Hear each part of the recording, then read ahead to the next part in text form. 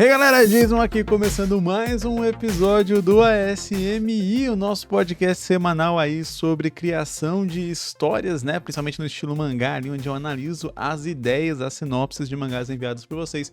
E hoje eu vou estar tomando aqui um cafezinho com leite enquanto a gente faz o nosso episódio, que eu tô gravando ele aqui perto do horário do café da tarde. Falei, não vou pausar pra tomar o café, eu vou já tomar o café gravando aqui, eu acho que vai ser interessante. Então, bora lá para mais um episódio. Lembrando que se você tem vontade de enviar a sinopse do seu mangá para eu analisar aqui, dá uma conferida na descrição desse episódio, que ali tem todo o processo para você poder enviar para mim. E se você tem vontade que a sua sinopse seja analisada ainda mais rápido, na nossa fila aqui tem mais ou menos um pouco mais de 40 sinopses, né?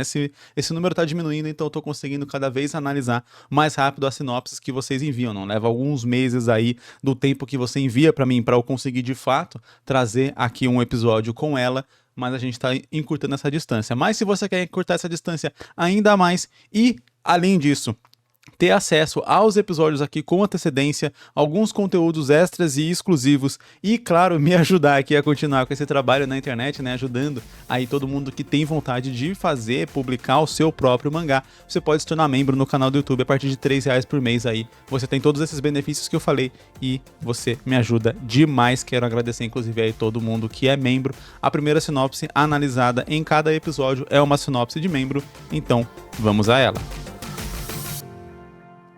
O nome da nossa primeira sinopse é Querubim, o Guardião do Linear, e essa é uma sinopse refeita. O que acontece? O autor dessa sinopse, ele já tinha enviado ela para mim e eu já fiz um episódio aqui analisando, né, e conversando aqui sobre essa ideia. A partir da análise que eu fiz, ele meio que refez essa sinopse e reenviou para eu reanalisar ela. Como ele é um membro, né, acaba sendo viável fazer isso num período relativamente curto de tempo. Só que eu quero deixar claro aqui que a minha ordem de prioridade ali para ler as sinopses de membro, né, para poder ser justo com todo mundo, é sempre primeiro membros que nunca tiveram a sinopse analisada aqui no canal, ou pelo menos, né, não na parte aqui de membros, né, pode ser que ele tenha enviado uma sinopse pela lista padrão e tal, e aí eu analisei e ele se tornou membro e enviou ali como membro, mas a princípio, membros que nunca tiveram suas sinopses analisadas. Depois, sinopses novas, né, de ideias de mangás novos ali, independente, né, se o membro já teve a sinopse analisada, mas sendo uma história diferente. E por último, né, a prioridade mais baixa é exatamente o caso dessa sinopse aqui, né, sinopses que já foram analisadas e a pessoa refez para ser reanalisada. Então, só para deixar claro aí, caso você tenha vontade, né, caso você já tenha lido a sua sinopse ali, você se tornou membro, deixa escrito que ela foi refeita e tal, ali uma indicação para eu poder saber e poder me guiar aqui um pouco melhor, beleza? Valeu aí e vamos a Querubim. Em 1942, Akira Mochizuki, um jovem ajudante japonês, se junta a um grupo de arqueólogos do Eixo. Durante uma expedição, eles encontram uma antiga caverna, mas não acham nada relevante. Akira encontra uma pequena gema alaranjada e aguarda como recordação da sua expedição. Após o término da Segunda Guerra, ele vai para o Brasil. Anos se passam e chega o dia de aniversário de seu neto Marcelo Mochizuki. Tem bastante gente do Eixo que veio para o Brasil depois do final da Segunda Guerra. Então a história está condizente. Seu neto, Marcelo, e Akira... no aniversário do seu neto, Akira presenteia seu neto com um colar no qual a pequena pedra o adorna. Marcelo é cadeirante e tem o sonho de infância de ser bombeiro, pois em sua infância foi salvo por um. Sonho que jamais poderá realizar, mas algo estranho acontece. Após receber o presente de seu avô, ele começa a ter sonhos estranhos. Sonhos de estar voando por sua cidade e logo percebe que não são sonhos e sim realidade. Aos poucos, ele passa a desenvolver esses poderes e combater criaturas sobrenaturais e ajudar pessoas. E, em paralelo a isso, Tule, uma antiga sociedade secreta remanescente do Eixo, possui posse de outros artefatos mágicos e agora partem para o Brasil para terem a posse do coração do Querubim, a gema mágica que está com o Marcelo.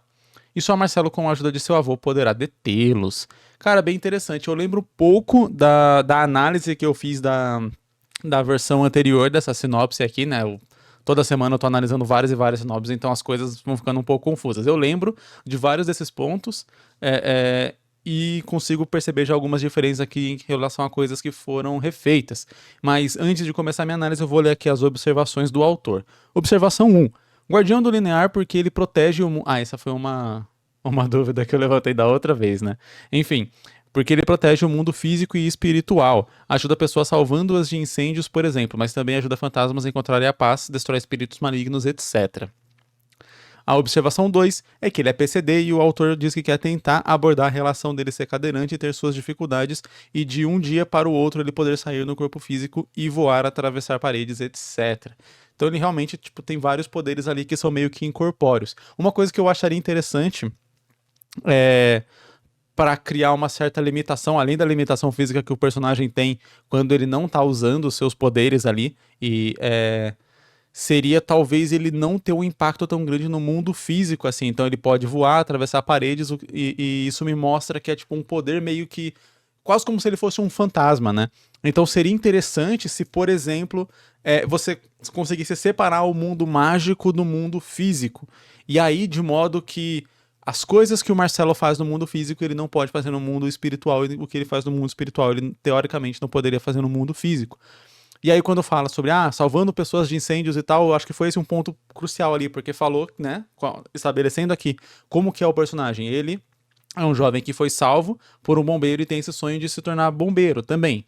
Só que ele é cadeirante, então ele não vai conseguir ser um bombeiro, pelo menos não aos moldes clássicos, né? Ele poderia, sei lá, ser um atendente, por exemplo, né? Inclusive a gente pode até trabalhar com isso no futuro da história. Acho que seria algo interessante. Se ele virasse um bombeiro, mas não um bombeiro que vai invadir um prédio pegando fogo, mas um bombeiro que vai atender a ligação e enviar os outros. Pô, é uma tarefa, né, tão importante quanto. Se não tiver ninguém para atender a ligação, não tem como os bombeiros saberem para onde eles precisam ir, né?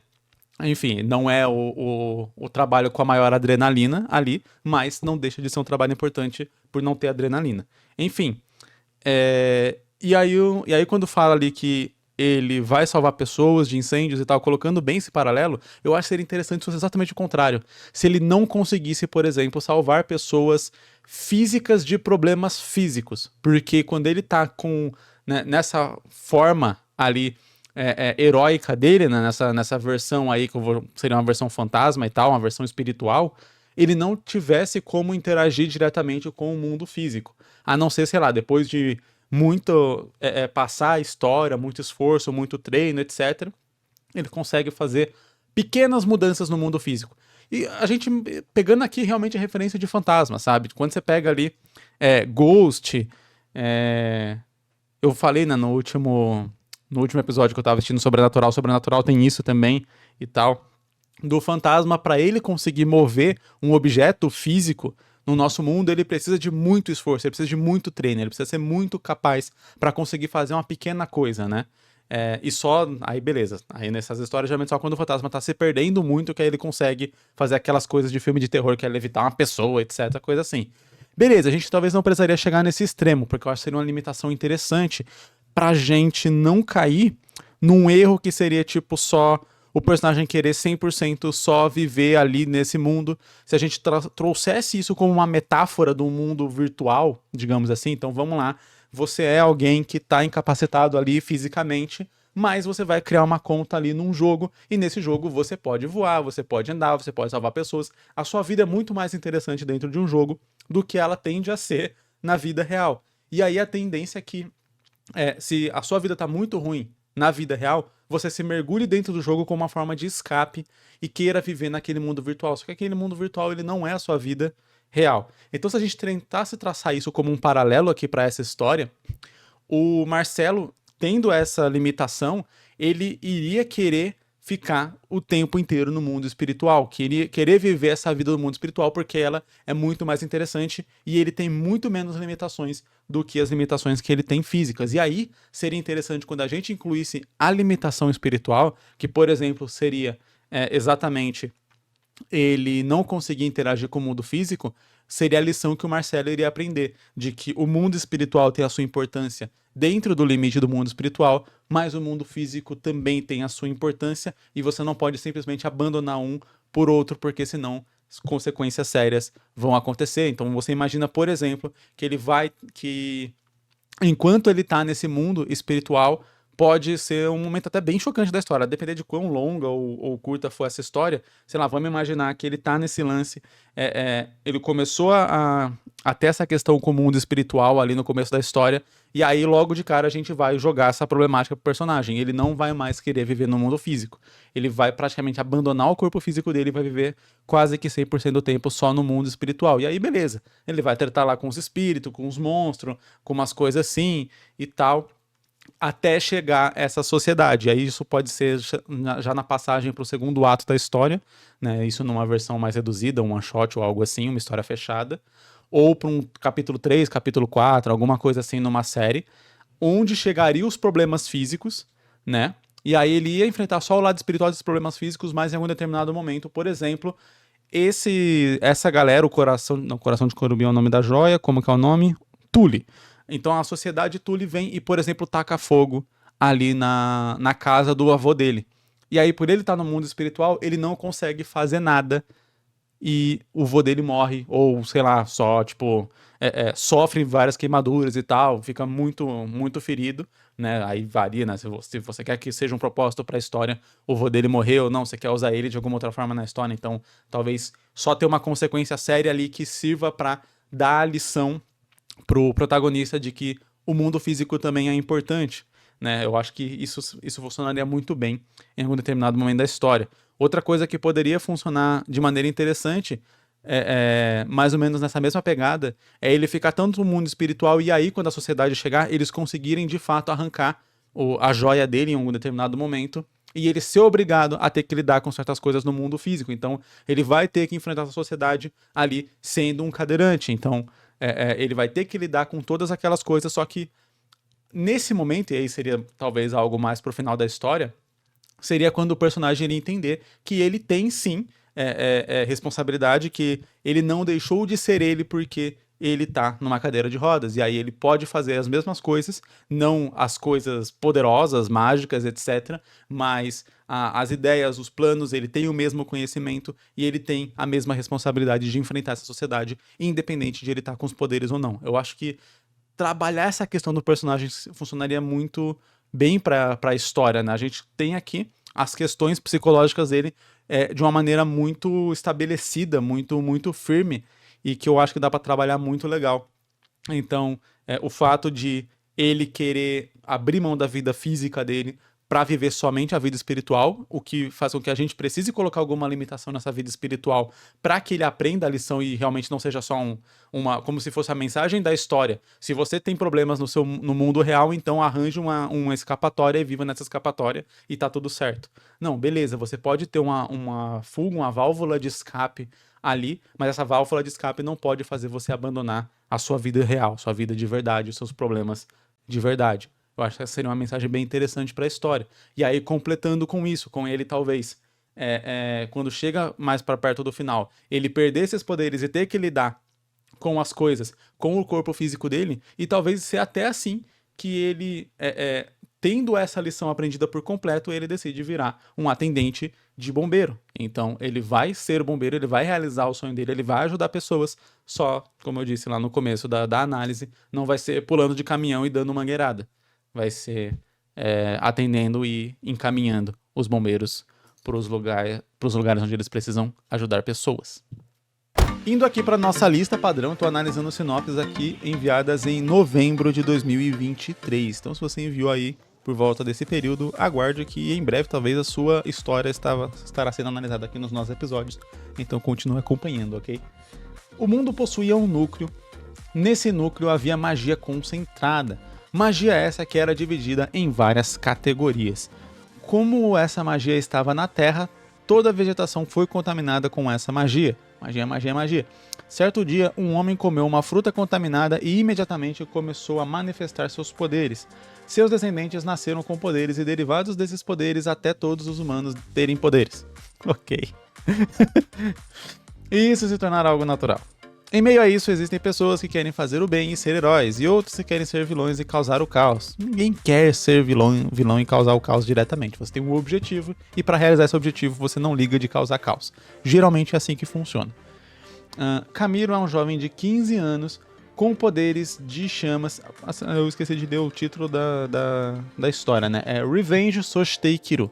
Soshitei Kiru, se eu não me engano, é tipo algo e viva. Então seria vingança e viva. Não sei, achei um pouco estranho. Vingança e viver, vingança... Né, que Kiru é de viver. E Soshitei significa e. Também, tá? Uma acrescentação. Então Revenge e Kiru fica tipo vingança e viva. Não sei. Ou esse Kiru... Não, é Ikeru. Ikeru é voltar. Enfim, vamos lá. Camila é um jovem de 15 anos com poderes de chamas que perdeu sua mãe quando era criança e seu pai o abandonou para ser um herói.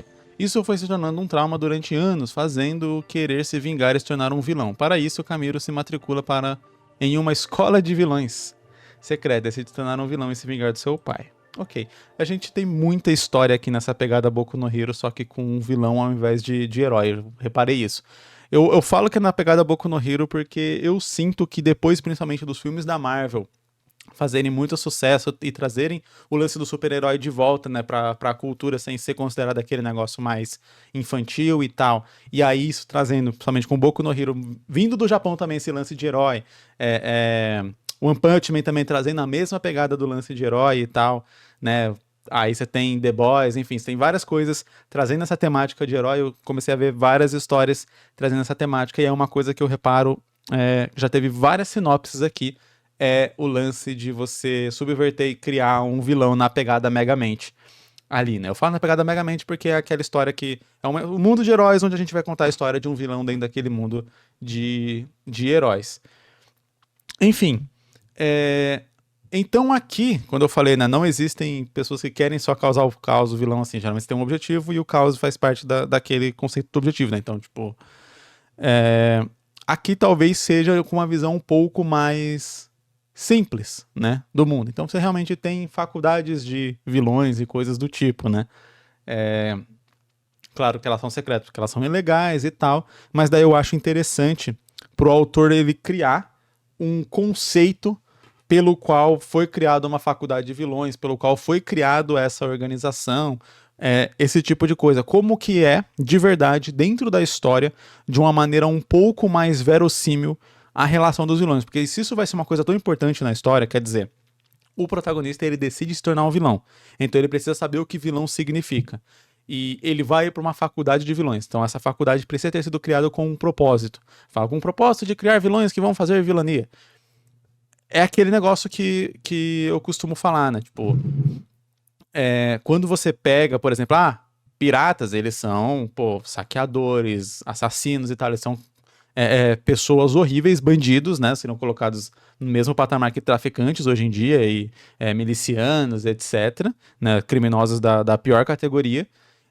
Que você dá uma floreada neles, assim como mafiosos, dá uma floreada neles para trazer uma história onde eles são meio que os protagonistas. Então você tem One Piece, onde a pirataria não é ir saquear e matar uma vila inteira. A pirataria é sobre liberdade, etc., e confrontar o status quo e a soberania e tal.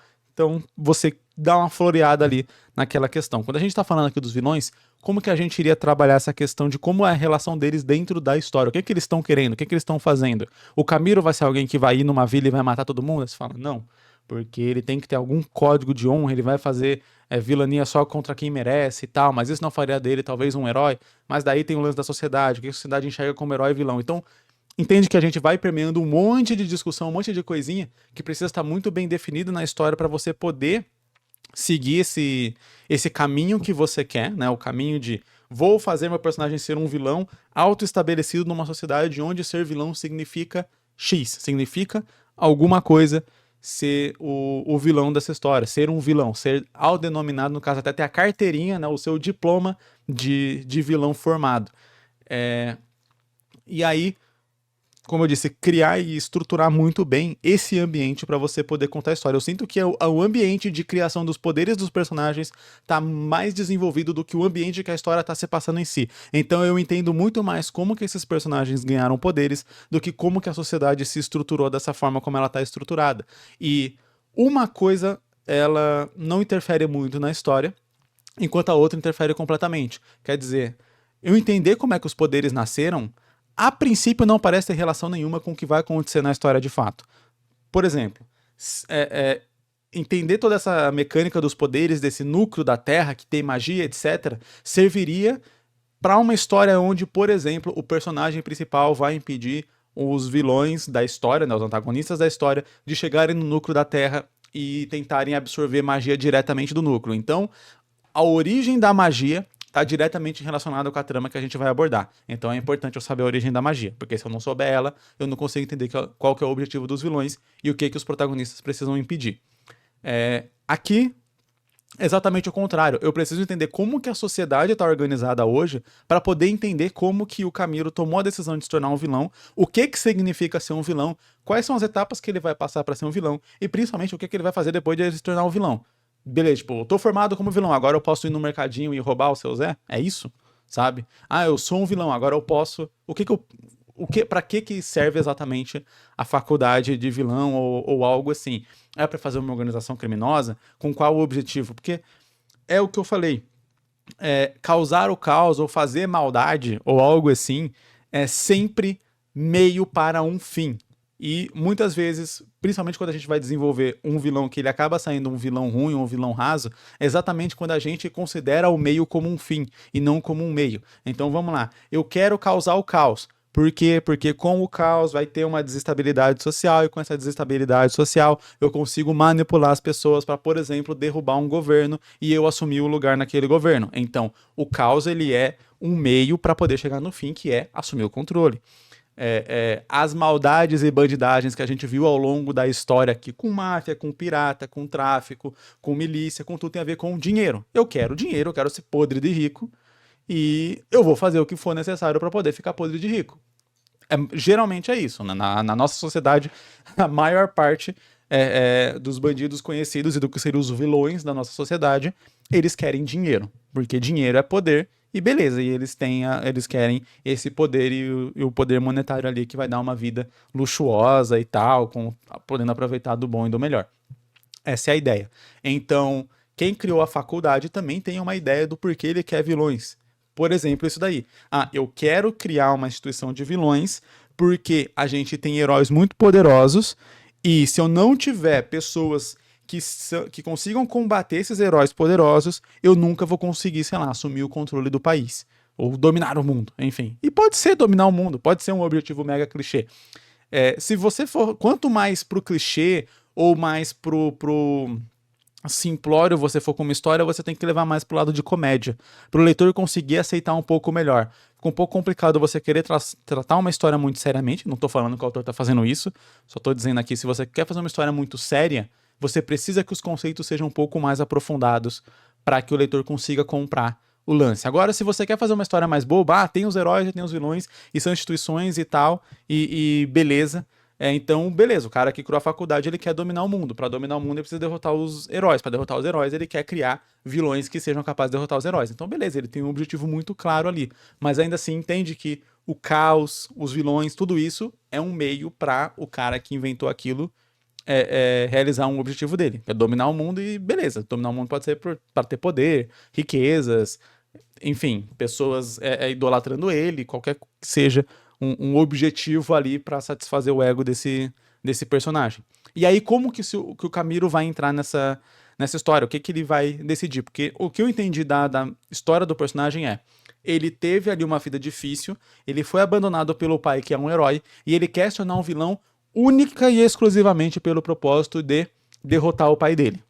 Às vezes nem matar, né? Nem ser um negócio tão assim, mas ele quer derrotar o pai dele. E talvez aí seja interessante, né? Uma outra vertente dessa história seria exatamente o Camilo ele perceber que ele é um herói, porque ele vai entrar ali pros vilões, só que ele não quer ir roubar um mercado, ele não quer ir e matar uma família inocente, ele não quer ir e explodir uma escola de crianças, ele não quer fazer nada disso. Né? Ele não quer explodir um prédio ou outras coisas assim. Ele não quer fazer esse caos que é o objetivo ali de quem criou a escola e de estar criando os vilões. Ele quer única e exclusivamente vencer, derrotar e humilhar o pai dele ali pra mostrar, olha, eu virei um vilão porque você me abandonou pra ser herói. Você colocou tudo isso acima da sua família e agora eu vim aqui pra te derrotar pra isso. Então tem um objetivo muito claro ali. E seria interessante se ao longo da caminhada desse personagem, por exemplo, ele aprendesse que ele tinha uma visão muito limitada do que é ser um vilão. Ele achou que ser um vilão era só vestir uma roupa preta e bater em herói. E aí ele vai percebendo que não, peraí, meus colegas de classe aqui, pô, eles mataram uma senhora na semana passada. Pô, eles roubaram um cara ali que agora tá passando fome. Ele começar a ver os efeitos na sociedade daquela vilania que ele pintou como uma coisa simples, como uma coisa só, tem os heróis e tem os vilões batem nos heróis, e é isso, e eu quero ser vilão, porque é legal, eu uso preto e pá. E aí ele vai percebendo isso, e nisso ele se torna um herói. Não talvez aos moldes do que ele imaginava, mas ele se torna o tal de um anti-herói, talvez, vamos chamar assim. Mas entendendo que ele tinha uma visão. E aí a gente passa pelo bom e famoso arco de personagem, que é o personagem tem uma visão, tem uma ideia de mundo, tem um jeito como ele vive ou um jeito como a personalidade dele é, e ao longo da história, ao longo dos acontecimentos daquela história, ele passa por aprendizados que vão tornar ele uma pessoa completamente diferente de como ele era no início. E aí a gente cria uma evolução pro personagem, um desenvolvimento para ele. Muitas vezes a pessoa acha que fazer desenvolvimento de personagem é só contar o passado dele. Não é. É você pegar o que o passado fez com ele e o que o presente da história vai fazer com ele para transformar ele num eu futuro. Então você tem o eu passado dele, que tornou ele no que ele é no começo da história, aí você vai ter os acontecimentos que vão torná-lo o que ele vai ser no final. Pelo menos essa é a ideia. O nome da nossa próxima sinopse é Endless Peace, ou seja, paz eterna, né? Paz sem fim. Todo mundo após uma explosão... Tudo mudou. Não é todo mundo. Tudo mudou. Após uma explosão nuclear. O planeta foi embaralhado... O nosso também mudou bastante depois de uma explosão nuclear. O planeta foi embaralhado, surgindo novas raças e lugares. A Terra ainda tinha seus novos mistérios. Durante anos e anos, a Terra foi explorada por pessoas que se apoderaram de ilhas, países e tesouros. Um homem chamado Handa é o dono de um paraíso chamado Endless Peace e está velho. Ele decidiu eleger um novo rei antes de sua morte. Porém, para se apoderar do paraíso é necessário ser digno. Caraca, se apoderar do lugar que é um paraíso. Ficou meio estranho essa junção dessas palavras. O objetivo de todos é se tornar o rei do paraíso. Ok. Yuki é um garoto de 15 anos que busca se aventurar pelo mundo. Ele adquiriu poderes de uma joia rara chamada Liner, que só é ressurgida quando seu ex-portador morre. Seu poder é manipulação de energia. Tá. E seu objetivo é conquistar o paraíso, o Endless Peace, e ser o mais forte do mundo. Ser o mais forte e puro o levará a se tornar digno de Endless Peace. Yuki entende que não pode conquistar tudo isso sozinho. Ele quer ajuda, irá fazer amigos pelos quais todos têm o mesmo objetivo e se aventuram pelo mundo. Tá. Eu acho que a gente tem um pequeno problema aqui de direcionamento para a história. Porque a gente tá criando assim, ó, Endless Peace é um lugar. É um lugar que você precisa se provar para o rei daquele lugar para ser digno de ser o governante daquele lugar. Então a gente tem uma relação muito estrita com uma localização. Entretanto, a história fala o tempo inteiro sobre se aventurar pelo mundo. Eu entendo que a ideia do personagem, a ideia do autor é você ter uma história de exploração e tal, né? Aquele pegada One Piece e tal, você vai conhecendo o planeta, fazer um lance de aventura. Mas eu sinto que esses dois objetivos estão desconexos. Quer dizer, qual que é a ideia? Ele vai se aventurar pelo mundo, vai chegar no Endless Peace e aí vai só derrotar o rei? Ele vai se aventurar pelo mundo, vai conhecer um monte de coisa pra depois chegar na Endless Peace, como se fosse realmente o lance da ilha lá onde tá o One Piece, né? Na Endless Peace. E o rei já vai reconhecer ele só de bater o olho e tal. Então o que eu acho que eu faria? Você pode fazer toda essa exploração se passar na ilha, sabe? Uma ilha, a depender do tamanho, ela é um lugar gigantesco com vários tipos de terreno e tal. E se é um mundo já bem mudado, né? Não é o nosso mundo, você pode fazer várias coisas diferentes acontecendo naquela ilha. Você pode ter um pedaço da ilha que neva e outro pedaço da ilha que tem vulcões. E beleza, tá tudo certo. Uma ilha ali como se fosse um planeta em miniatura, mas você mantém tudo acontecendo naquela ilha porque fica fazendo um pouco mais de sentido. Quer dizer, a Endless Peace ali, essa ilha, ela é um lugar ali que tem uma vida muito boa e tal, alguma coisa desse tipo. E é de se imaginar que o rei vai querer escolher alguém dentre a população dele, alguém que sabe, alguém que conhece a ilha, e não pegar um Zé Ruela e falar, opa, vem cá, vem aqui ser presidente do meu país.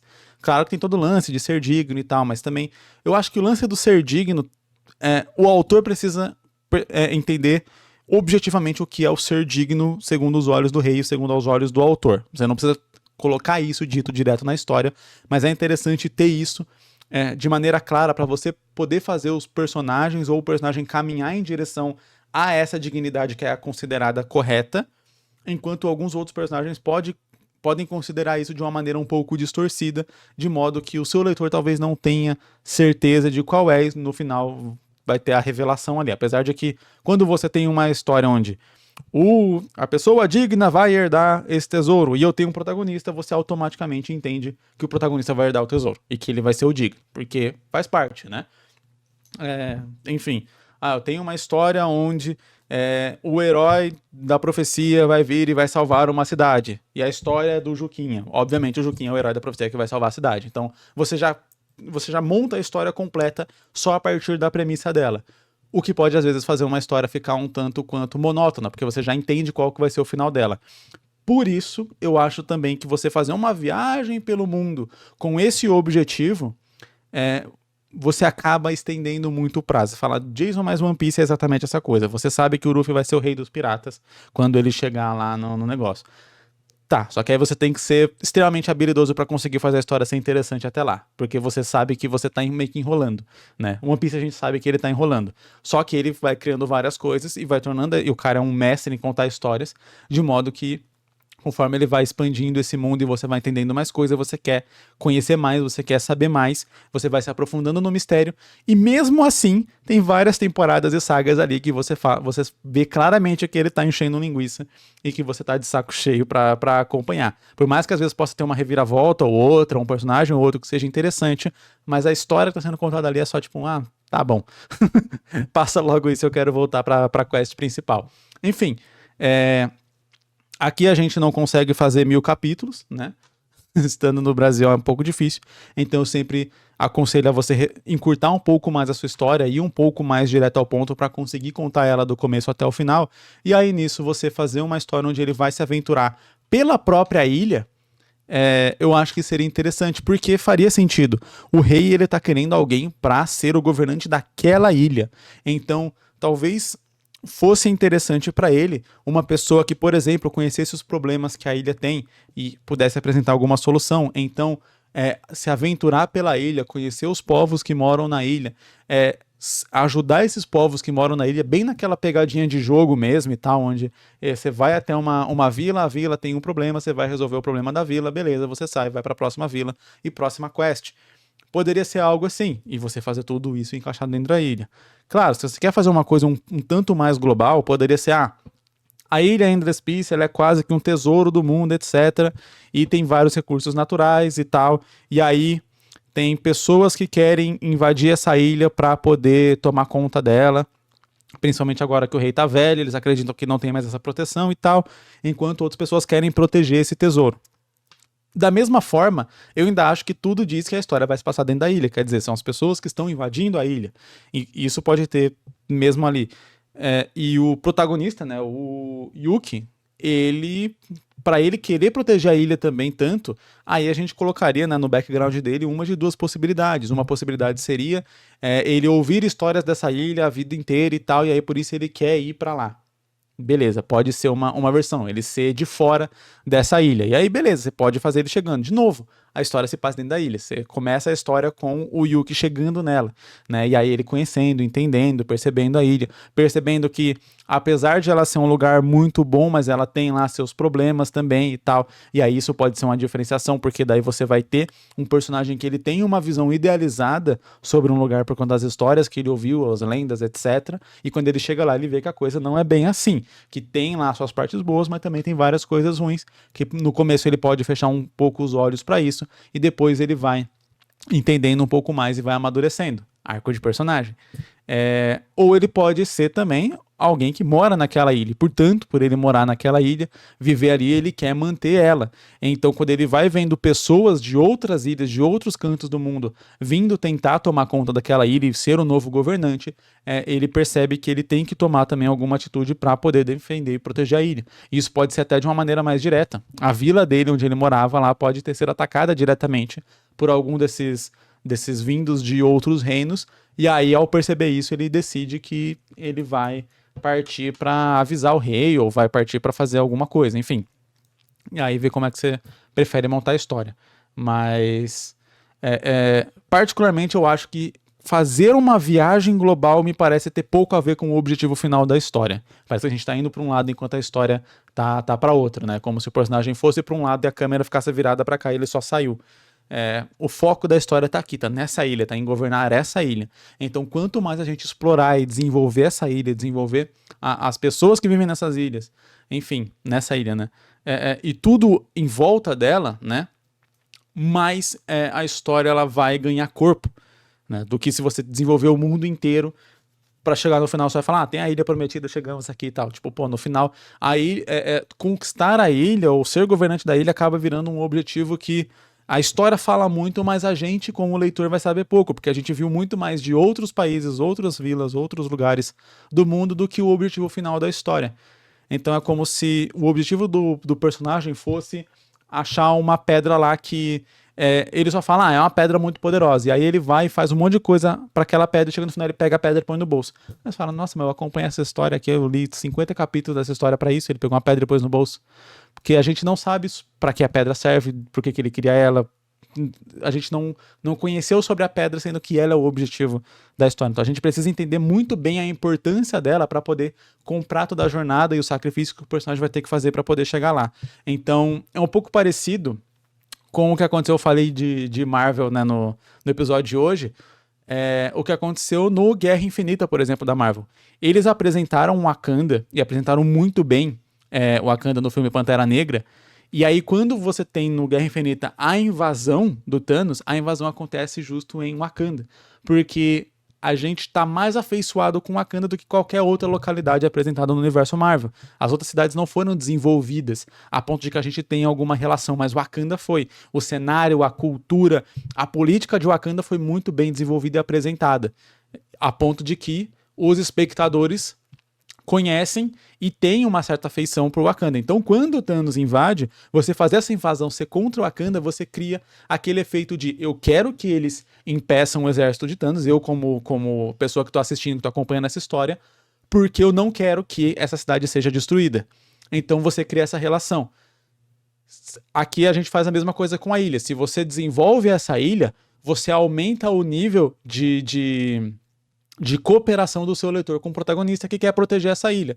Então, quando você mostra ali as pessoas que vivem ali, o quão aquele lugar é um lugar legal, desenvolvido, que pode ter seus problemas, as pessoas entendem que esses problemas eles precisam lutar para poder superar esses problemas e tal, e aí você vai desenvolver e fala assim, caramba, eu queria morar nessa ilha. Aí chega alguém e ameaça essa ilha, e você fala, não pode ameaçar essa ilha, pô, eu queria morar nessa ilha, eu quero proteger essa ilha também. E aí o leitor tá do lado do personagem nessa atitude de proteger a ilha. Então, ilha, ela é o elemento principal da história, eu acho que é o que mais tem que ser desenvolvido. Se ela não for desenvolvida, então praticamente todo o resto da história acaba falhando. É muito interessante a gente entender qual que é o elemento principal da nossa história, e nem sempre é a ambientação, nem sempre é a localidade. É que aqui a história se trata sobre isso, é sobre eleger um governante digno para este lugar que é um paraíso na Terra. Então, eu preciso mostrar para o leitor, eu preciso convencer o leitor de que ele é um paraíso na Terra, que ele merece ser protegido e que ele merece ter um governante digno. Se o leitor não comprar essas três coisas, a história ela não serve meio que para nada. Então, qualquer história que você for fazer, é interessante você entender qual que é o objetivo principal dela, para entender, tá, se esse é o objetivo principal, então eu preciso focar nesse objetivo, eu preciso explorar, eu preciso aprofundar, e eu preciso fazer o leitor entender esse objetivo para ele poder ter essa motivação de continuar acompanhando a história e estar engajado e envolvido com ela. Indo aqui para nossa última sinopse, o nome dela é Call Patroller, né, o chamado da patrulha, alguma coisa assim. Seria Call Patroller, talvez? Não sei.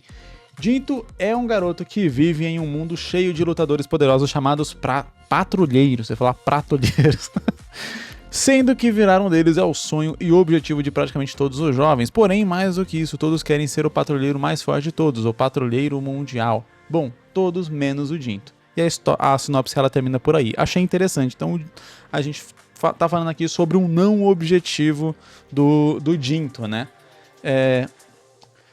Nesse caso aqui, a gente tem um cenário apresentado e um personagem que, ao contrário, né? Geralmente, quando a gente vai fazer uma história, eu sempre comento aqui, acho que quase todo episódio vai ter uma parte, pelo menos, onde eu vou falar sobre o objetivo do personagem.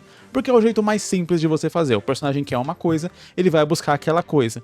Isso faz com que ele automaticamente seja um personagem mais proativo e não só um personagem reativo, o que já é um pontinho a favor do personagem. Isso faz com que você tenha um direcionamento de onde a história vai terminar. Pô, se o personagem quer se tornar Hokage, vai terminar ele se tornando Hokage. Se o personagem ele quer se tornar um herói, ele vai terminar ele se tornando um herói. E por aí vai. Aquilo que o personagem quer, a tendência é terminar ele sendo, a não ser que a história tenha um arco de aprendizado, onde ele vai perceber que aquilo que ele queria era só uma ilusão e não era isso que ele queria de verdade, ou que ele precisava, era só o que ele colocou na cabeça dele ali. Mas, de qualquer modo, o objetivo do personagem é ele te dar um direcionamento muito mais direto, muito mais claro para a história que você vai contar. Deixa eu ligar minha lâmpadazinha aqui, que tá começando a escurecer. Certo. Quando você tem um anti-objetivo, que é o caso dessa história, né? Então beleza, a gente tem os patrulheiros e todo mundo quer se tornar um patrulheiro e tem o patrulheiro mais top de todos e principalmente a galera quer ser esse patrulheiro mais top de todos, mas o Jinto não tem muito essa vontade, dentre os jovens ele não tem muito essa vontade, então a gente pode seguir com essa história por dois caminhos. Um caminho seria onde o Jinto ele é obrigado a se tornar um patrulheiro meio que contra a vontade dele, então vamos supor que ele tá lá no colégio ou algo assim, todos os jovens em volta querem ser patrulheiros, aí acontece alguma coisa e ele acaba ajudando alguns patrulheiros e acaba meio que se tornando um patrulheiro sem se tornar um patrulheiro. Acontece uma grande catástrofe ali na cidade, vem um grupo de patrulheiros para poder ajudar eles e tal, e nisso o Jinto acaba ajudando esses patrulheiros, então meio que ele se tornou um patrulheiro mesmo dizendo que não queria. Essa é uma vertente para essa história. Uma outra e que eu acho que faz mais sentido pelo título que tá ali, né? Call Patroller. O chamado da patrulha ou algo assim, ou o chamado do patrulheiro. Outra vertente seria ir para uma pegada mais comédia, onde talvez tudo ao redor da vida do Jinto faz com que ele se torne um patrulheiro, mas ele sempre está fugindo constantemente disso. E o fato dele não querer se tornar um patrulheiro vai acarretando vários e vários problemas na vida dele, geralmente problemas de uma maneira um tanto mais engraçada, né? É um pouco mais difícil fazer isso, porque você tem que montar situações mais criativas ali, de coisas que vão acontecer, e fica um pouco mais difícil você traçar um paralelo de tipo, tá, pra onde que essa história vai levar? Qual o caminho que essa história tá indo? Porque, beleza, na primeira, dá pra ver claramente. Ele é um personagem que não quer se tornar um patrulheiro, mas que no final ele vai ter se tornado um patrulheiro. Não só pelo sonho que as outras pessoas têm, mas de uma maneira mais natural, é quase como se fosse uma vocação, um chamado, né? Eu acho que é um que poderia funcionar e fica um pouco mais direcionado, você tem esse objetivo mais claro. Na outra versão, o objetivo não fica tão claro assim, porque você fala, ok, o objetivo dele é não se tornar um patrulheiro, então a gente precisaria pensar, tá, sobre o que essa história vai tratar então? Talvez vai se tratar sobre sociedade, sobre como a sociedade tenta impregnar na gente um modelo de vida pré-estabelecido e o quão difícil é às vezes você fugir dos modelos de vida que estão estabelecidos. Aí talvez o que a gente colocaria nessa história, o pai dele é patrulheiro, o irmão mais velho dele é patrulheiro e a mãe dele vive falando pra ele que ele tem que ser igual aos dois. E aí, sei lá, ele quer ser padeiro, ele curte pão pra caramba, e aí ele quer muito aprender a fazer uns pão da hora. Enfim, e aí tudo na vida dele vai levando ele pra esse caminho de se tornar um patrulheiro e tal. E aí a ponto de que talvez, sei lá, chega um momento onde o pai dele obriga ele a entrar pra escola de cadetes onde eles vão se tornar patrulheiros. E aí ele sempre vai tentando matar a aula, ou tentando ser expulso, mas sei lá, cada vez que ele tenta fazer alguma coisa assim, ele acaba... Lembrando que a história é com um objetivo mais de comédia, né? Ele acaba fazendo algo que beneficia ele para se tornar um patrulheiro. Então, sei lá, ele mata a aula e aí, nisso de matar a aula, ele descobre alguma coisa e essa descoberta faz com que ele ajude o professor. E aí o professor vai lá e não desconta que ele matou a aula e tal, e ainda fica grato com ele e aumenta as notas dele ali. Outra vez ele vai fazer alguma coisa e aí nisso que ele faz, ele acaba impedindo um acidente que iria acontecer ali na escola. E aí isso faz com que ele seja condecorado. E aí a família dele fica mega orgulhosa, tipo, ó, você não queria ser um patrulheiro, mas agora ele tá saindo super bem e tal, já é o aluno mais condecorado, não sei o quê. quê, e ele sempre puto com isso, porque toda vez que ele tenta fazer algo pra dar errado, na verdade, dá mais certo, o famoso cair pra cima. Enfim, eu acho que poderia ser umas situações engraçadas, até chegar no final onde ele realmente decidiria, tipo, não quero nada disso, eu vou, sei lá, ele fica ali na patrulha, mas ele vai ali pra parte de refeitório e tal, e vai fazer o café da manhã dos outros cadetes e tal. Acho que poderia ser um fim interessante. Não sei como queria caminhar pra esse fim, pra isso ser um fim climático, né, tipo, pra ter um clímax nessa versão e tal. Não sei como que poderia ser isso, mas eu acho que é um caminho interessante também pra história seguir. Como eu disse, eu acho que pelo título, tá muito mais tendente pra primeira situação, onde o personagem ele vai se tornar um patrulheiro, só que contra a vontade dele. Eu acho que para apresentar isso de uma maneira um pouco mais simbólica, seria interessante mostrar que do ponto de vista das outras pessoas o que é ser um patrulheiro. Quer dizer, é um pouco parecido com o que eu fiz em Makai Meio. Makai Meio é mais ou menos a mesma situação. Você tem um mundo ali onde os profissionais que são o sonho de vida, de carreira da maioria das pessoas é se tornar um entregador da Makai. Ou pelo menos era antes de começar a falência dela e tal. Ela já tá meio que numa decadência ali no começo do primeiro volume de Makai. Mas ainda assim, tem o lance da aventura e tal, tem um glamour ali envolvido em se tornar um entregador da Makai, porque entende-se que os entregadores da Makai são valentes, poderosos e tal, são como que é a palavra? Esqueci, é fearless em inglês, né? Eles não têm medo, esqueci como que é a palavra em português. Enfim, mas deu pra entender, né? E aí, um dos personagens que tá lá no começo da história, ele quer se tornar um entregador da Makai, mas ele só tá com aquela visão ilusória das benéfices de se tornar um entregador da Makai, né? Então ele acha que é só pelo glamour, pela aventura, mas quando tá vendo de fato como é que é, enfrentando os problemas reais que o entregador enfrenta, ele dá pra trás, e aí é quando ele não entra. Então eu coloquei um personagem exatamente para mostrar qual que é a visão externa da Makai e para trazer a visão real de como é de fato ser um entregador. É um personagem orelha ali que ajudou a gente na história a cumprir esse propósito. Então aqui a gente poderia fazer mais ou menos a mesma coisa, mostrando que várias das pessoas querem se tornar patrulheiros não para fazer o trabalho de um patrulheiro, mas para ter os méritos, o status social, ou até a remuneração que os patrulheiros têm. Então eles não estão com o objetivo nobre de ser um patrulheiro de verdade. O filme Tropa de Elite fala muito sobre isso também, né? Tem várias pessoas ali que querem entrar na Tropa de Elite por conta de status e por conta de certas facilidades e várias outras coisas do tipo. E aí é exatamente, né, quando vai mostrando o treinamento deles ali que vai sendo eliminado essas pessoas, mostrando, não, só vai entrar aqui quem merece entrar aqui de fato. E aí esse seria mais ou menos a mensagem da história aqui também, né? Então o Jinto, mesmo não querendo se tornar um patrulheiro, ele era um patrulheiro já, enquanto todos os outros que queriam ali, eles não eram patrulheiros de verdade, porque eles estavam interessados em outras coisas que eles achavam que eram ser um patrulheiro, quando na verdade não era sobre aquilo. Acho que funciona aqui mais ou menos dessa mesma forma.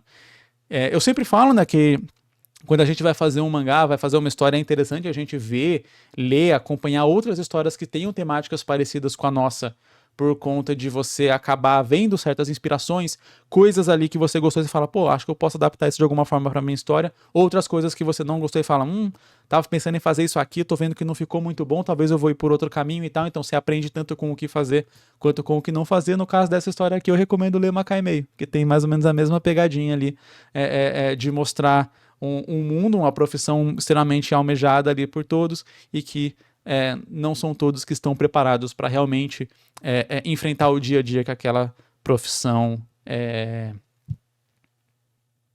esqueci a palavra de novo, que aquela profissão enfrenta e tal, né, o que é de fato o trabalho naquilo. Quando eu fiz em Makai Meio, eu estava me inspirando muito na questão de se tornar um mangaka, sobretudo se tornar um mangaka no Japão, né? Somente a gente que tá aqui no Brasil, mas eu acredito que até os jovens japoneses têm uma visão idealizada e romântica do que é ser um mangaka no Japão, porque você vê lá os mangás publicados, você vê, né, um monte de livro, o anime e tal, a fama, o sucesso, e você cria essa imagem pra você e na verdade é um cara lá trancado no quarto dele desenhando até cair de sono e tal, porque é um ritmo de produção absurdo, a ponto de literalmente ter vários mangakas com problemas de saúde por conta do excesso de trabalho, do excesso de pressão.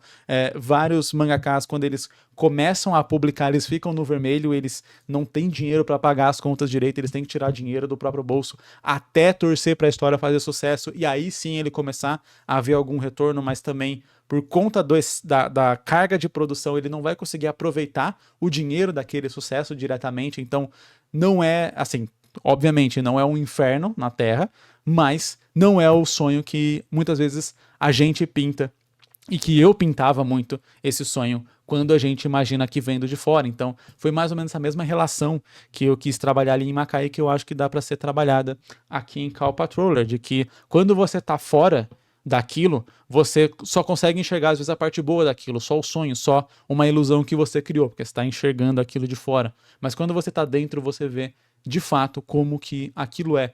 E às vezes você criou uma visão tão idealizada que o pouco de dificuldade que aquilo apresenta na realidade já é suficiente para você desistir. Eu acho que dá para abordar bastante esse tema aqui nessa história.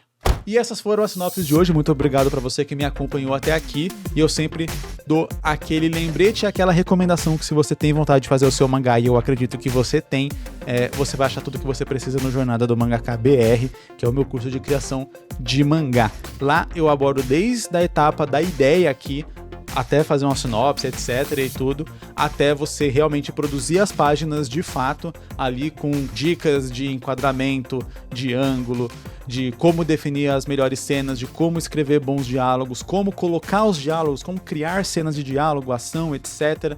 Né? Todo esse tipo de coisa, e até chegando no final na parte de publicação mesmo. Então, realmente aborda ali 100% todas as etapas da criação, produção e publicação de um mangá. É o curso mais completo de mangá da internet. Tenho certeza que se você se inscrever lá, você não vai se arrepender, porque eu dou 15 dias de garantia para você fazer a sua inscrição e pedir todo o seu dinheiro de volta se você se arrepender. E até hoje, só 2 pessoas se arrependeram.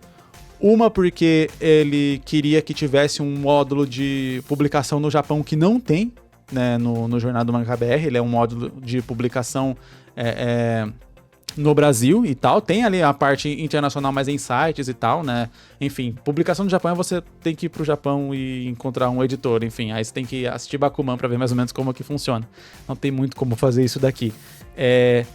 E o outro porque a pessoa falou que teve uma emergência financeira e teve que pegar o dinheiro de volta e falou que ia comprar de novo no futuro. Então até hoje só teve 2 pessoas de 200 alunos que a gente tem que se arrependeram. Então eu tenho certeza que você não vai ser a terceira. O link tá aqui na descrição para você conferir. Deixa seu like aqui embaixo ou sua avaliação aí dependendo de onde você estiver acompanhando esse episódio. E eu vejo você na semana que vem. Falou!